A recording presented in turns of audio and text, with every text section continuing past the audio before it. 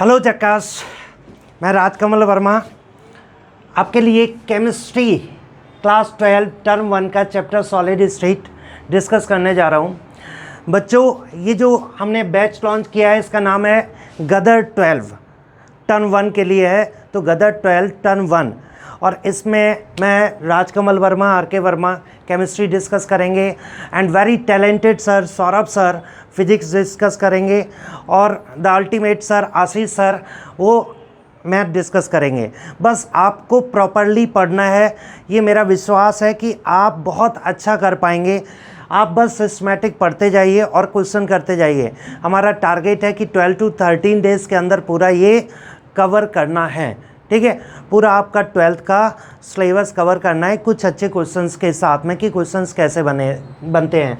देखो बच्चे, इसमें जो सॉलिड स्टेट है इसमें क्या रिमूव किया गया, क्या नहीं पढ़ना होगा, तो आप देखेंगे कि सॉलिड स्टेट में जो लास्ट का मैग्नेटिक प्रॉपर्टीज़ वाला पोर्शन हटा दिया गया है, तो वो अपन को नहीं पढ़ना है, ठीक है। अपना टारगेट फिक्स है 2 दिन के अंदर पूरा सॉलिड स्टेट कवर करना है, ठीक है। तो आज हम सॉलिड स्टेट की स्टार्टिंग करते हैं। सबसे पहले आता कि भाई सॉलिड स्टेट क्या है, सबको बेसिक नॉलेज तो है ही, तो हम बात करते हैं सॉलिड स्टेट। तो बेसिकली ये एक स्टेट ऑफ मैटर है जिसमें आपने पढ़ा solid state, liquid state, gases state, ठीक है। तो डायरेक्ट हम सॉलिड के बारे में बात करते हैं। What is solid? तो सॉलिड क्या है, इसका जो है वॉल्यूम ये कैसा रहता है, डेफिनेट रहता है, डेफिनेट। और शेप कैसा रहता है, शेप भी डेफिनेट रहता है, डेफिनेट। मतलब क्या हुआ कि अगर हम ये मार्कर का एक एग्जांपल लें, देखो ये मार्कर है सिलिंड्रिकल, शेप कैसा है, सिलिंड्रिकल। सपोज इसका वॉल्यूम जो है टोटल वॉल्यूम 20 ml है, तो इस मार्कर को मैं इस क्लास में पढ़ाऊंगा तब भी वॉल्यूम 20 ml रहेगा और शेप कैसा रहेगा, सिलिंड्रिकल रहेगा। दूसरी क्लास में भी हम मार्कर लेके जाएंगे तो शेप कैसा रहेगा, शेप सिलिंड्रिकल ही रहेगा और वॉल्यूम कैसा रहेगा, that is volume will be 20 ml। मतलब हम कहीं पर भी लेके जाएंगे तो वॉल्यूम और शेप में कोई चेंज नहीं आएगा। कहीं का मतलब ये नहीं है कि अब नॉर्मल कंडीशन में लेके चले जाएं, पता चले हमने ले जाके इसको आग में फेंक दिया, आग में फेंकने पर क्या होगा, अच्छों के शेप और साइज बदल जाते हैं। तो हम नॉर्मल कंडीशन के बारे में बात कर रहे हैं, ठीक है बेटा। तो अब आता है क्लासिफिकेशन ऑफ सॉलिड। किसके बारे में, क्लासिफिकेशन ऑफ सॉलिड। बेटा सॉलिड को क्लासीफाई किया गया टू टाइप्स में, एक क्रिस्टलाइन सॉलिड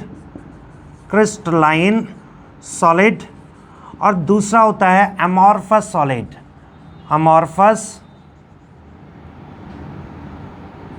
सॉलिड। बच्चे देखो, इस क्लासिफिकेशन में हमें कुछ चीज़ें सीखनी पड़ेंगी क्योंकि डायरेक्ट ऑब्जेक्टिव क्वेश्चन आ जाता है। क्रिस्टलाइन सॉलिड और एमॉर्फस सॉलिड पूरे चैप्टर में हम पढ़ेंगे क्रिस्टलाइन सॉलिड, लेकिन डिफरेंस इनका पता होना चाहिए। देखिए क्रिस्टलाइन सॉलिड क्या होते हैं, कैसे प्रिपेयर किए जाते हैं, ठीक है। तो क्रिस्टलाइन सॉलिड वो सॉलिड हैं जिनमें कंस्टिट्यूएंट पार्टिकल्स रेगुलर अरेंजमेंट में प्रेजेंट हैं। कैसे प्रेजेंट है, रेगुलर अरेंजमेंट में। तो हमने लिख दिया कि भाई the constituent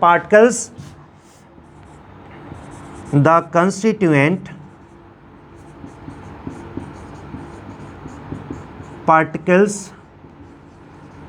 are in regular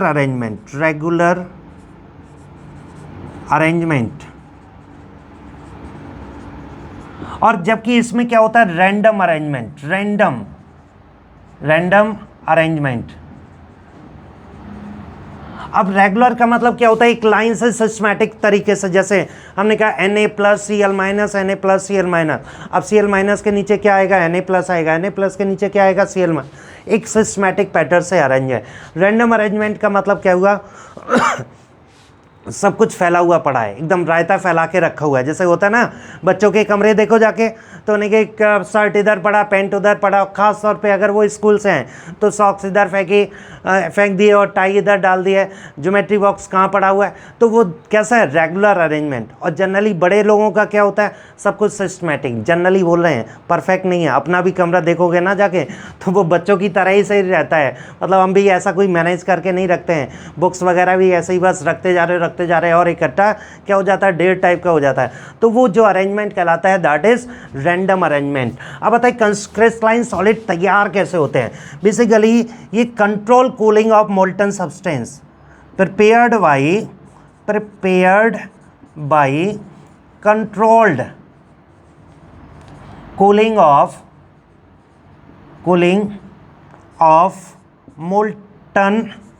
molten substance और इसे कैसे प्रिपेयर करते हैं, बाई रैंडम कूलिंग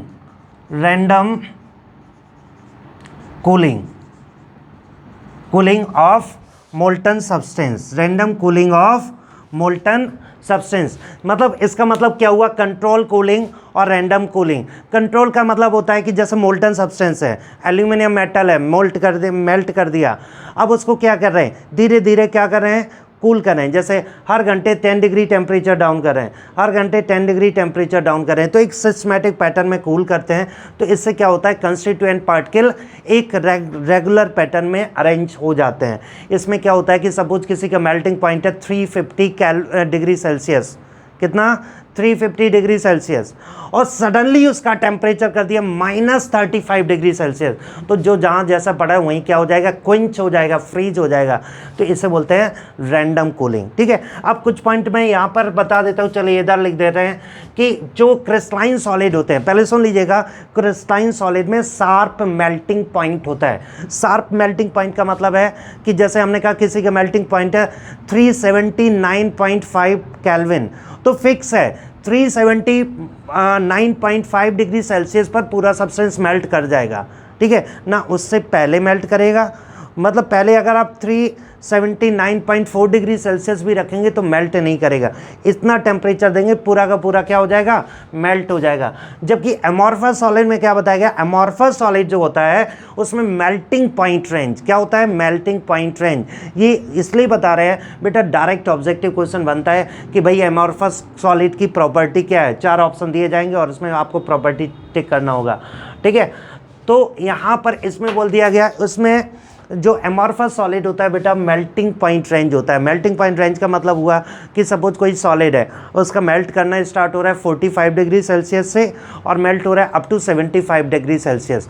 तो क्या हो रहा है, 45 से स्टार्ट हो रहा है, 75 तक मेल्ट होता रहेगा। कुछ मॉलिक्यूल्स 45 पे मेल्ट होंगे, फिर कुछ इसके बीच में जो टेम्परेचर दिए गए अप टू 75 तक सारे मॉलिक्यूल्स क्या हो जाएंगे, मेल्ट हो जाएंगे। क्लियर हो गया कि नहीं। तो यहाँ से बताया गया कि हैविंग शार्प मेल्टिंग पॉइंट, और यहाँ पर वो लिख सकते हैं हैविंग मेल्टिंग पॉइंट रेंज। क्या होगी बच्चे, मेल्टिंग पॉइंट रेंज होगी। क्लियर हो रहा है कि नहीं। तो इस मेल्टिंग पॉइंट रेंज के बारे में बता सकते हैं। और बहुत ही इंपॉर्टेंट प्रॉपर्टी आती है, दैट इज, पहले मैं लिख दे रहा हूँ फिर एक्सप्लेन कर दे रहा हूँ कि these are anisotropic in nature, और हमने लिख दिया आइसोट्रॉपिक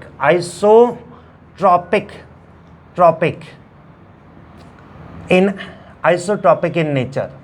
अब सुनिए, इसका मतलब समझ लीजिएगा क्या होता है एनिसोट्रॉपिक, क्या होता है आइसोट्रॉपिक। जैसे कुछ प्रॉपर्टीज़ हैं, मैकेनिकल स्ट्रेंथ, इलेक्ट्रिकल कंडक्टिविटी, तो कुछ इस टाइप की फिजिकल प्रॉपर्टीज़ हैं जो डायरेक्शनल है। अगर डायरेक्शनल है तो मतलब ये क्या है, क्रिस्टलाइन सॉलिड को रिप्रेजेंट कर रहा है। डायरेक्शनल को बोलते हैं दीज आर एनिसोट्रॉपिक या एनाइसोट्रॉपिक। एनिसोट्रॉपिक का मतलब है कि एक डायरेक्शन में एक प्रॉपर्टी शो करेगा, डायरेक्शन चेंज करेंगे तो प्रॉपर्टी चेंज हो जाएगी। आइसोट्रॉपिक का मतलब होता है कि आइसोट्रॉपिक का मतलब है किसी भी डायरेक्शन में जाओ, हर प्रॉपर्टी हर डायरेक्शन में मिलेगी। आइसो सब में क्या है, डिस्ट्रीब्यूटेड है। ऐसा क्यों है, क्योंकि यहाँ पार्टिकल, सारे पार्टिकल रैंडम अरेंज में डिस्ट्रीब्यूटेड है। यहाँ पर क्या, सिस्टमैटिक अरेंज में पार्टिकल प्रेजेंट है। ठीक है, इसका बहुत देसी एग्जाम्पल बताता हूँ। सपोज 2 लड़के गए बफर सिस्टम में खाना खाने, चिंटू और मिंटू। क्या नाम दे दिया भाई, जिसका नाम चिंटू और मिंटू है वो इस बात को इग्नोर कर दें। ये क्या है, चिंटू और मिंटू कहाँ गए, पार्टी खाने गए, और वो भी बफे सिस्टम लगा हुआ था। चिंटू को बहुत तेज़ भूख लगी थी। चिंटू ने क्या किया, थाली ली, फटाफट क्या हुआ, एक पार्टी में खाना खाने गए, चिंटू ने थाली ली और उसी में देखा अरे यार भूख लग रही है ना, सलाद रख लिया, सलाद के साथ अचार रख लिया, अचार के साथ देखा अरे यहीं रायता है, रायता भी रख लिया, देखा अरे गाजर का हलवा मिल गया, गाजर का हलवा वहीं रख लिया, दाल मखनी देखी, दाल मखनी वहीं रख ली, पुलाव भी रख लिया, शाही पनीर भी रख लिया, सब रख के और चावल रख के रोटी रख के खाना शुरू कर दिया। ठीक है, उधर मिंटू को क्या था कि ऐसा ना अपन पार्टी खाने आया ना, पार्टी में स्पेशल लेंगे, देखा कि नहीं अपन को पसंद है गाजर का हलवा, तो एक कटोरी ली और उसमें गाजर का हलवा रखा, फिर एक कटोरी ली उसमें रायता रख लिया, एक कटोरी ली उसमें क्या कर दिया, शाही पनीर रख लिया, मतलब सेपरेट सेपरेट सेपरेट कर लिया। ठीक है, अब चिंटू जब खाना खा रहा है तो एक बाइट में देखा कि एक बाइट जैसे ही चावल का लिया, चावल सब्जी का, तो देखा उसी बाइट में रायते का स्वाद भी आ रहा है, रसगुल्ले की चाशनी का भी स्वाद आ रहा है, गाजर का हलवा भी आ रहा है और उसी में अचार भी आ रहा है, कुछ सलाद के पीसेस भी आ रहे हैं।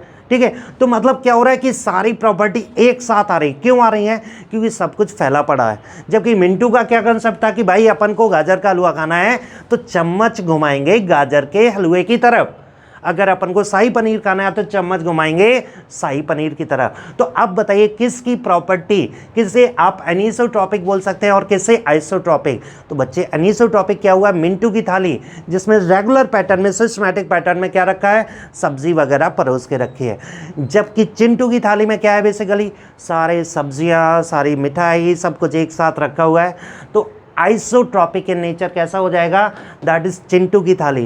तो आइसोट्रॉपिक का मतलब है कि ऑल डायरेक्शन में ऑल प्रॉपर्टीज अवेलेबल हो रही है। यहाँ पर क्या डायरेक्शनल प्रॉपर्टीज हो कर रहा है, मतलब आप क्या करेंगे, डायरेक्शन चेंज करेंगे तो प्रॉपर्टी चेंज हो जाएगी।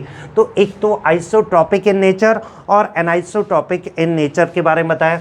एग्जाम्पल ले लेते हैं, फॉर एग्जाम्पल ये हो गया NaCl, KCl, आपका copper, gold, copper, AU, AG etcetera, ये सब क्या हैं, दीज आर किसके एग्जाम्पल है, क्रिस्टलाइन सॉलिड के। ठीक है, और इसमें हमने लिख दिया रबर, प्लास्टिक, ग्लास एट्सेट्रा, ये सब क्या है, एमॉर्फस सॉलिड के एग्जाम्पल है। बच्चे एक चीज याद रखिएगा, this chapter is only and only for crystalline solid. सारा डिस्कशन जो चलेगा वो किसके लिए चलेगा, क्रिस्टलाइन सॉलिड के लिए चलेगा। ठीक है, तो ये चीज़ आपको याद रखना है। ठीक है, और इसी चैप्टर में हम ये डिस्कशन ही करेंगे। अब आता है क्रिस्टलाइन सॉलिड को फर्दर क्लासीफाई किया गया, किसको, क्रिस्टलाइन सॉलिड को। तो चलिए देख लेते हैं क्रिस्टलाइन सॉलिड को क्या क्लासीफाई किया गया।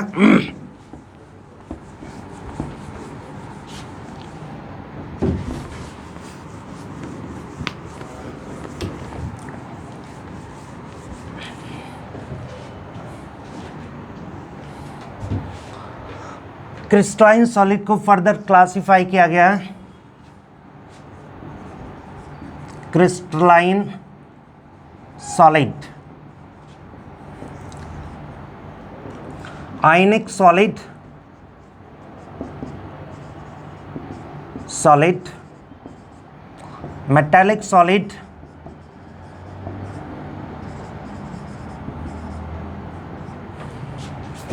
कोवेलेंट और नेटवर्क सॉलिड, सॉलिड, और एक हमने लिख दिया that is molecular solid, molecular solid. ठीक है बेटा, बहुत ज़्यादा तो नहीं हम डिस्कस करेंगे, लेकिन इतना ज़रूर बता देंगे कि क्या होता है आयनिक सॉलिड। ये जो क्लासिफिकेशन किया गया बेसिकली कंस्टिट्यूएंट पार्टिकल के बीच में कौन सा इंटर पार्टिकल फोर्स है, किस टाइप का, उसी के बेस पर ये क्लासिफिकेशन किया गया। आयनिक सॉलिड में बेसिकली इसमें कंस्टिट्यूएंट पार्टिकल्स जो होते हैं वो कंस्टिट्यूएंट पार्टिकल्स जैसे Na+Cl-, वो क्या होंगे, इलेक्ट्रोस्टैटिक फोर्स ऑफ अट्रैक्शन से बंधे हुए होते हैं। फॉर एग्जांपल हो गया NaCl, KCl, KNO3 एट्सेट्रा। अरे सिंपल सी बात है, जिसमें आयनिक बॉन्ड प्रेजेंट है, आयनिक सॉलिड। मेटालिक सॉलिड में क्या होता है, बेसिकली इलेक्ट्रॉन C और मेटल आयन के बीच में फोर्स ऑफ अट्रैक्शन होता है, इस तरह से अरेंज रहते हैं कि ये एक दूसरे को होल्ड करके रखते हैं। फॉर एग्जांपल हो गया Ag, iron, AU, copper etcetera. Covalent solid और नेटवर्क सॉलिड क्या होते हैं? ऐसे सॉलिड जिसमें कोवेलेंट बॉन्ड प्रेजेंट हैं, जैसे diamond,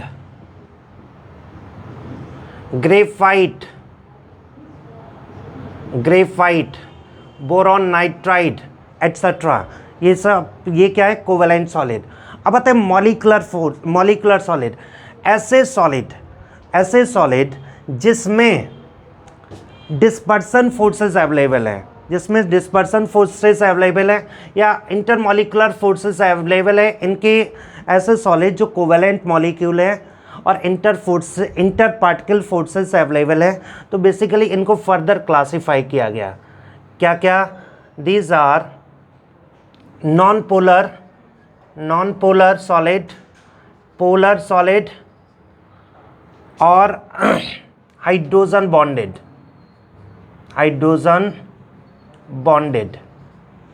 polar solid, non polar solid और hydrogen bonded.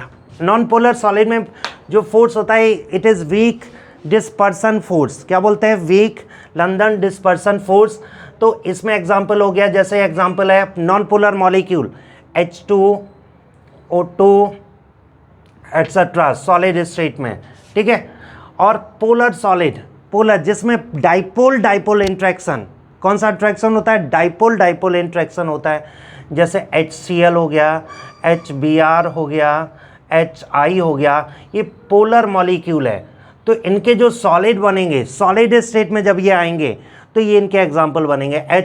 Hydrogen bonded solid, जैसे वाटर में आइस में कन्वर्जन होता है, आइस, ये बोले जाते हैं, इनमें हाइड्रोजन बॉन्डिंग होती है, तो इसे बोलते हैं हाइड्रोजन बॉन्डेड सॉलिड। क्लियर हो गया? तो ये क्लासिफिकेशन ऑफ क्रिस्टलाइन सॉलिड है। किसका क्लासिफिकेशन है? Classification of crystalline solid. ठीक है बच्चे, तो चलिए हम आप आगे बात करते हैं। बेसिकली अब हमारे पास टर्म आता है कि क्रिस्टल लैटिस क्या होते हैं। क्या डिस्कस करेंगे? Crystal lattice.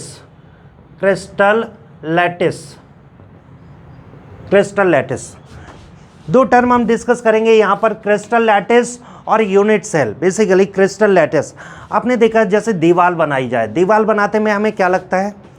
ब्रिक्स को रेगुलर पैटर्न में अरेंज करते जाते हैं तो एक दीवार तैयार हो जाती है। दीवार कैसी होती है? 3 डायमेंशनल। तो यही हम बोल सकते हैं, basically it is a 3 dimensional arrangement of lattice points. क्या बोलेंगे?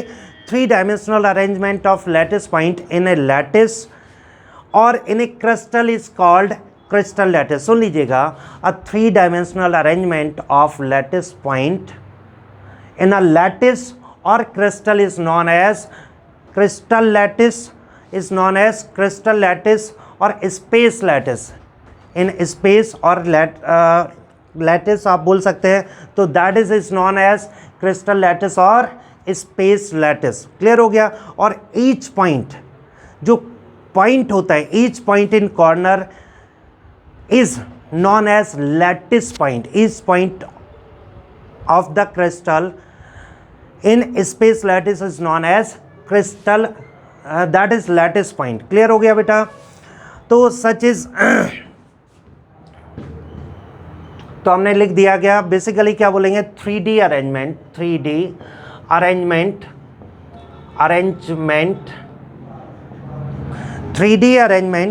of lattice points in space, of lattice point in space, 3D arrangement of lattice point in space or in crystal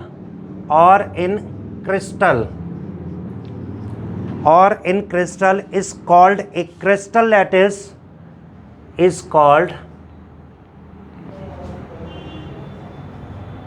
a crystal lattice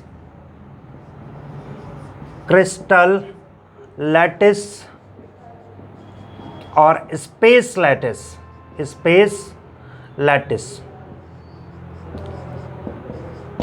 crystal lattice बोलेंगे या फिर space lattice बोलते हैं। ठीक है, तो और इसके बारे में और क्या बताया गया? बेसिकली होता क्या है कि जो each point in a crystal lattice represent one constituent particle. Her point crystal lattice में जो हर पॉइंट होता है वो एक कंस्टिट्यूएंट पार्टिकल को रिप्रेजेंट करता है। जैसे मैंने एक एग्जांपल बताया कि सपोज हमने क्या किया, एक रिप्रेजेंटेशन लिया, इसको इधर बना देते हैं,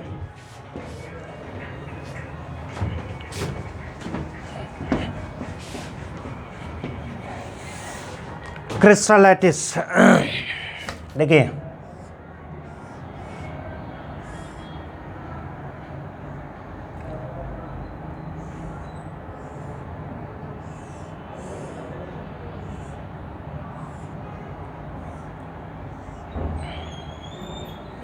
अब यहां से देखिए एक क्यूब आपको दिखाई पड़ रहा है, बड़ा सा क्यूब, इनके सेंटर पॉइंट को मिला दिया,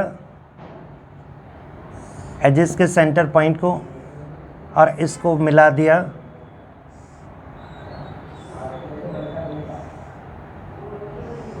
देखो पहले कट किया तो 2 टुकड़ों में बटा, दूसरा कट लगाया तो क्या लगा, बेसिकली 4 टुकड़े में कन्वर्ट हो गया। और एक हम ऐसा कट लगाते हैं,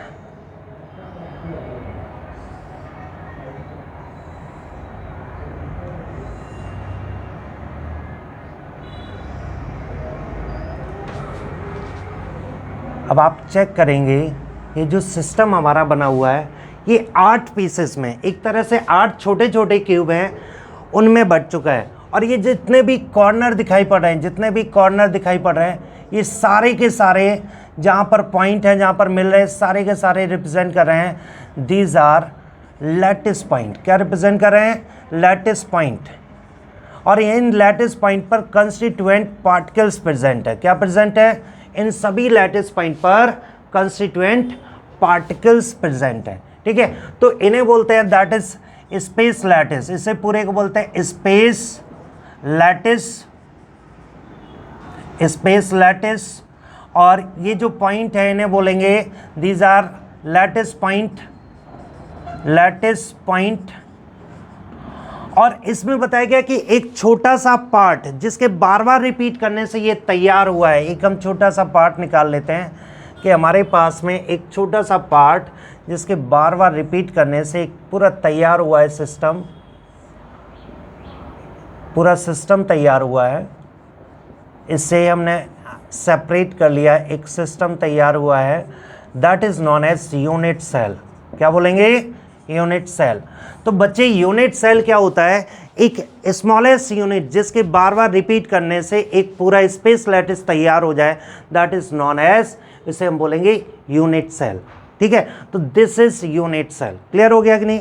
तो क्रिस्टल लैटिस क्या होता है और लैटिस पॉइंट क्या होते हैं और यूनिट सेल क्या होता है, ये यहाँ तक हमने ये पॉइंट आज अभी डिस्कस किया है। अब आता है type of unit cell. Classification को हम करना है यूनिट सेल का। Unit cell, unit cell. तो बच्चे देखो यूनिट सेल क्या होता है, 2 तरह से आप रिप्रेजेंट करेंगे। कौन कौन से, एक होता है प्राइमेटिव, एक होता है प्राइमेटिव, और एक होता है नॉन प्राइमेटिव, नॉन प्राइमेटिव। अब प्राइमेटिव में क्या होगा कि constituent particles are at only corners, कहाँ पर अवेलेबल प्रेजेंट है, कहाँ पर प्रेजेंट है, केवल और केवल कॉर्नर्स पर प्रेजेंट है। यहाँ पर बेटा क्लासीफाई किया गया नॉन प्राइमेटिव को, एक बॉडी सेंटर्ड,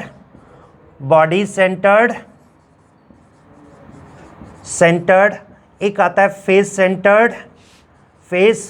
सेंटर्ड, और एक आता है that is and centred.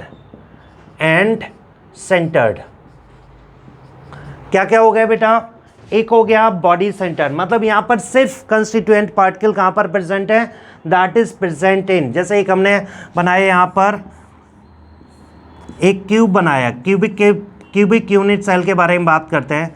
Constituent particle केवल और केवल कहाँ पर प्रेजेंट है, कॉर्नर पर, तो इसे बोलेंगे that is primitive.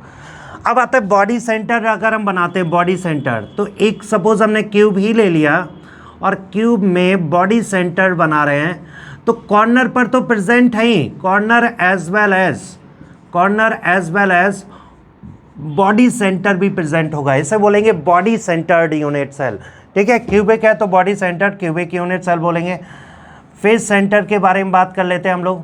Face centre, इसमें क्या होगा, corner as well as, corner पर तो प्रेजेंट ही होगा, कॉर्नर पर तो प्रेजेंट ही होगा, और हर फेस के सेंटर पर भी प्रेजेंट होगा, हर फेस के सेंटर पर भी प्रेजेंट होगा। कितने फेसेस हैं, 6 फेसेस, 6 फेसेस के सेंटर पर प्रेजेंट होगा। एंड सेंटर पर क्या होगा बच्चे, कॉर्नर पे तो प्रेजेंट ही होगा और कोई 2 अपोजिट फेस के सेंटर पर प्रेजेंट होगा, उसे बोलते हैं एंड सेंटर। कॉर्नर पर तो प्रेजेंट ही है और साथ में 2 अपोजिट फेसेस के सेंटर पर भी है। कहाँ पर, 2 अपोजिट फेसेस के सेंटर पर ही है। तो बेटा क्या हो जाएगा, एक हो गया बॉडी सेंटर्ड, एक हो गया फेस सेंटर्ड और एक हो गया एंड सेंटर्ड। क्लियर हो गया। तो ये क्लासिफिकेशन है किसका, यूनिट सेल का। ठीक है, कौन कौन से होते हैं, प्राइमेटिव और नॉन प्राइमेटिव। कौन कौन से हुए बच्चे, प्राइमेटिव और नॉन प्राइमेटिव। ठीक है बच्चे।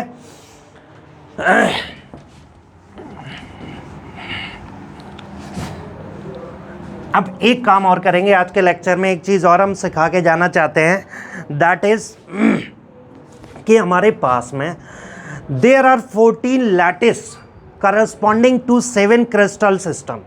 7 टाइप की क्रिस्टल सिस्टम है और उसमें 14 लैटिस है और उनको बोलते हैं, these are known as Bravais lattice. ठीक है, तो हम बात करेंगे ब्रेविस लैटिस की।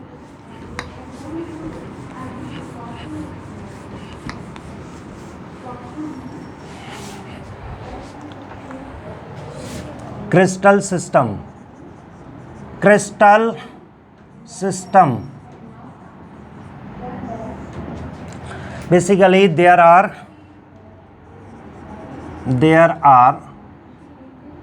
14 lattice, there are 14 lattice corresponding to 7 crystal systems.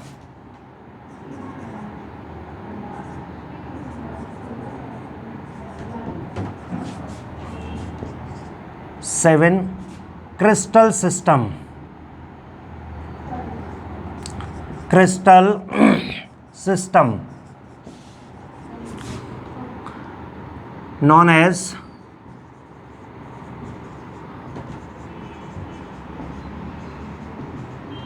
Brevis lattice, जिसे हम क्या नाम बोलते हैं बेटा, ब्रेविस लैटिस। ठीक है, कौन कौन से हैं ये, आज देखो डायरेक्ट क्वेश्चन पूछा जाता है। हम क्वेश्चन बताएंगे कैसे पूछा जाता है, किस तरह से दिया जाएगा। डायरेक्ट क्वेश्चन पूछा जाएगा कि टाइप ऑफ क्रिस्टल सिस्टम क्या है। तो एक टेबल हम बना रहे हैं,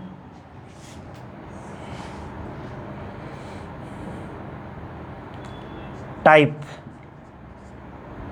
ऑफ क्रिस्टल सिस्टम,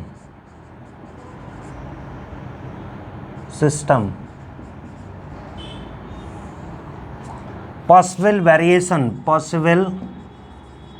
variation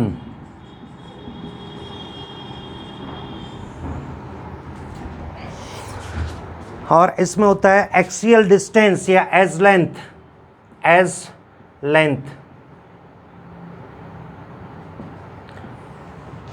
और इसके आगे होगा that is axial angle. Example याद रखने की ज़रूरत नहीं है।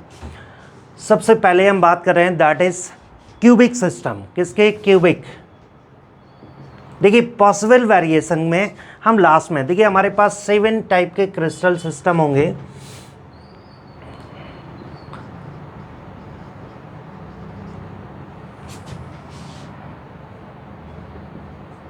ऑर्थोरोम्बिक,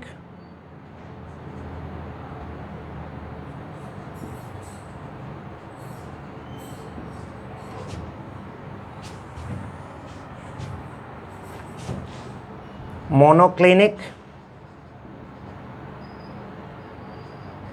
हेक्सागोनल,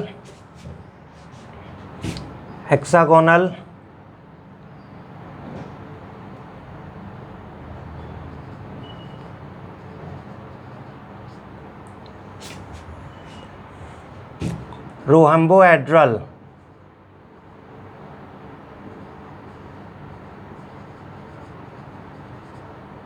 और लास्ट में आएगा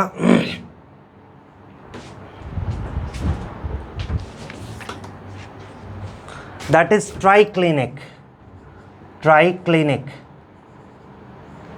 ठीक है, अब वन बाई वन देखते हैं। क्यूबिक याद करने का तरीका देखो, क्यूबिक में क्या होता है, एज लेंथ, 3 एज लेंथ होती है, A equals to B equals to C. Edge length क्या होगी, बराबर। एंगल क्या होंगे, alpha equals to beta equals to gamma equals to 90, alpha equals to beta equals to gamma equals to 90। यहाँ पर क्या होगा, देखिए a is equals to B but not equals to C. यहाँ पर क्या हो गया, एक लेंथ डिस्टर्ब हो गई, चेंज हो गई। यहाँ पर alpha beta gamma, alpha equals to beta equals to gamma equals to 90। फिर यहाँ पर चेक किया, a is not equals to b is not equals to C. यहाँ हो जाएगा alpha is equals to beta equals to gamma that is equals to 90। अब इसे पहले याद करने का तरीका सीखिए। यहाँ पर याद करने का तरीका है CTO, जुगाड़ करिए, क्या हो जाएगा, CTO, क्यूबिक टेट्रागोनल और ऑर्थोरोम्बिक, CTO।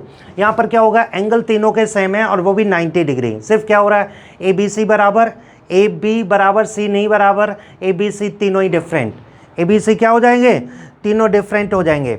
अब आता है इसमें, देखिए क्या हो रहा है, मोनोक्लिनिक में, मोनोक्लिनिक को जस्ट पास में रखा है हमने ऑर्थोरोम्बिक।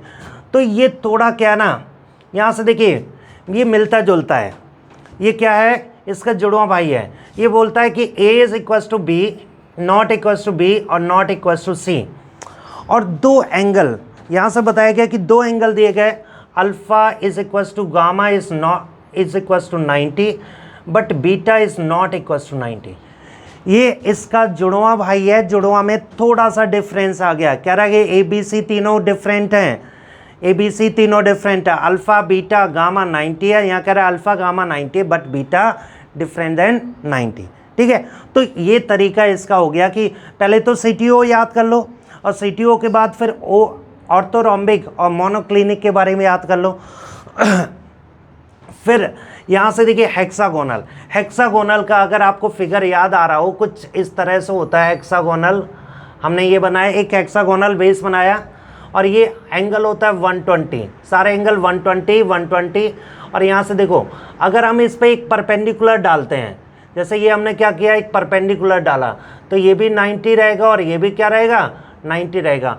तो आप यहाँ पर एक तो बताएंगे हेक्सागोनल में A is equals to B but not equals to C, मतलब दो एज लेंथ तो बराबर रहेंगी लेकिन जो हाइट के फॉर्म में आ रही है वो क्या हो जाएगी, डिफरेंट। तो A equals to B but not equals to C। दो angle alpha equals to beta is equals to, तो कर दो 90 but gamma is equals to 120। एक एंगल कितना हो रहा है, 120। हेक्सागोनल की शक्ल याद आ जाती है, हनीबी लाइक का बेस होता है और उसके ऊपर हाइट लगा दीजिएगा, फिर एक बेस रख दीजिए, दैट इज हेक्सागोनल। ठीक है, अब आता है रोहम्बोहेड्रल। रोहम्बोहेड्रल की कंपैरिजन करेंगे किससे, क्यूबिक से। ये क्या ना, क्यूबिक का एक बिगड़ा हुआ भाई है, CR के, जैसा केमिस्ट्री में RK है ना, याद रखिएगा CRK। ठीक है, तो CR क्यूबिक का बिगड़ा हुआ भाई है, दैट इज रोहम्बोहेड्रल। तो बेसिकली रोहम्बोहेड्रल को ट्राइगोनल भी बोलते हैं। क्या बिगड़ा हुआ भाई है कि जस्ट इसमें देखा कि A is equals to B is equals to C, यहाँ पर क्या हो गया, alpha equals to beta equals to gamma, लेकिन लास्ट में बोल दिया not equals to 90। Alpha beta gamma बराबर हैं, ABC बराबर हैं, लेकिन लास्ट में बोल दिया नॉट इक्वस टू 90 और 90 के बराबर नहीं है। ठीक है बच्चे, और ट्राइक्लिनिक में आता है सब कुछ उल्टा पुल्टा कर दो। ट्राइक्लिनिक में क्या, A is not equals to B is not equals to C और alpha is not equals to beta is not equals to gamma is not equals to 90। सब क्या है, गड़बड़ है, सारा का सारा चेंज हो गया। तो ये था, याद रखिए। सीधा क्वेश्चन पूछा जाता है, क्वेश्चन पूछा जाएगा कि टेट्रागोनल किसको रिप्रेजेंट करता है? 4 ऑप्शन दिए जाएंगे। ये A is not equal to B is not equal to C, alpha is equal to beta equal to gamma equal to 90, फिर A is equal to B but not equal to C, alpha beta gamma equal to 90। इस तरह से 4 option बना दिए जाएंगे और आपसे option पूछ लिया जाएगा। ठीक है, तो आप क्वेश्चन आराम से टिक कर सकते हो। अब आता है पॉसिबल वेरिएशन। इसमें जानते हो यहाँ पर 3 होते हैं। कैसे? एक होता है प्राइमेटिव बॉडी सेंटर्ड, हम BC लिख दे रहे हैं, और face centred. Primitive body centred face centre, और यहाँ पर होता है प्राइमेटिव और लिख दिया बॉडी सेंटर। अभी हम जिसका भी जुगाड़ बना देते हैं। ठीक है, और फिर इसमें होता है प्राइमेटिव, इसमें सारे ही आ जाते हैं, बॉडी सेंटर्ड, फेस सेंटर्ड और and centred. Primitive, body center, face center, end center. और इसमें हो जाएगा बेटा दैट इज प्राइमेटिव। देखो प्राइमेटिव सब में आ रहा है, प्राइमेटिव और एंड सेंटर्ड, एंड सेंटर्ड। और इसमें आता है दैट इज प्राइमेटिव और प्राइमेटिव। याद करने का तरीका है, हम इसको बना देते हैं 32, 42, 111, 32, 42, 111, 32, 42, 111। मतलब शुरुआत में नंबर कैसा रखना है? 32, 42 और 111। 33 में क्या हो जाएगा? प्राइमेटिव, जो सीक्वेंस था वही, primitive, body center, face centre. फिर क्या हो जाएगा? 2 में स्टार्टिंग के 2 ले लो, प्राइमेटिव, बॉडी सेंटर। फिर आ गया 4, चारों ले लो, primitive, body center, face center, end centre.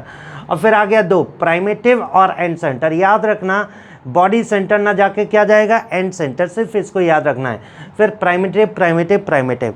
इस तरह से हम बना सकते हैं, इस तरह से याद रख सकते हैं। इसको याद रखिएगा, क्वेश्चन पूछा ही जाता है बच्चे, ऑब्जेक्टिव क्वेश्चन आएगा। अगर आपको डायमेंशंस क्लियर है तो आराम से कर सकते हैं। ठीक है बच्चे, तो आज का लेक्चर हमारा 7 क्रिस्टल सिस्टम तक के लिए था, और नेक्स्ट लेक्चर में इसको हम क्या होगा, पूरे सॉलिड स्टेट को कवर कर देंगे क्वेश्चंस के साथ में। ठीक है बच्चे, तो अब साथ में ये तो केमिस्ट्री का लेक्चर था, आज ही अपलोड होंगे फिजिक्स के लेक्चर बाई सौरभ सर और मैथ के लेक्चर बाई आशीष सर। ठीक है बच्चे, ध्यान से ज़रूर देखिएगा और स्टडी एंजॉय करिए और रिवीजन करिए, एक सिस्टमैटिक पैटर्न में रिवीजन करिए। आगे के 2-3 दिनों बाद हम आगे के स्ट्रेटजी भी डिस्कस करेंगे कि आपको पढ़ना कैसे है। ठीक है, क्वेश्चन कैसे सॉल्व करना है, वो सारा कुछ और भी डिस्कस करेंगे।